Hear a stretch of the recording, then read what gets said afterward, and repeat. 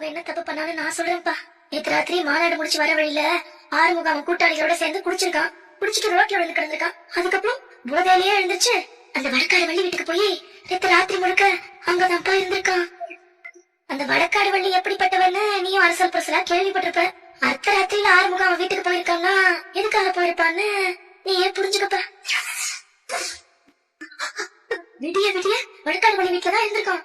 காலையில டிஎஸ்பி சஞ்சய் நம்ம வீட்டுக்கு வந்து சொன்னதுக்கு அப்புறம் தான் நாங்க எல்லாரும் அந்த வள்ளி வீட்டுக்கு போனோம். அங்க பார்த்தா அது அக்கா கண்ணால பாத்துட்டாங்க. ஊரே நம்ம குடும்பத்தை பத்தி ரொம்ப அசிங்கமா பேச ஆரம்பிச்சிச்சு. அந்த கோவத்துலதான்ப்பா அக்கா ஆறுமுகத்தை வீட்டை விட்டு போன்னு சொல்றாங்க.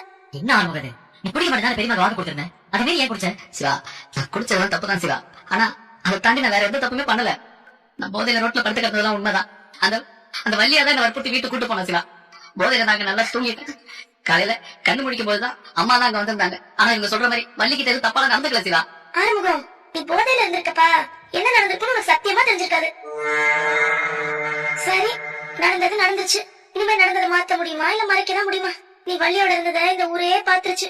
சித்தே, சத்தியமா நான் எந்த தப்பும் பண்ணல சித்தே. நீங்களாவது என்ன நம்புங்க சித்தே. ஐயோ ஆறுமுகம், நான் உன்ன நம்புறேன்பா. நீ நான் தூக்கி வளர்த்த புள்ள இல்லையா? சுயநினைவோட இருந்தா நீ இப்படி பண்ணிருப்பியா? குடிச்சதுனாலதான் போதையில இப்படி பண்ணிட்ட.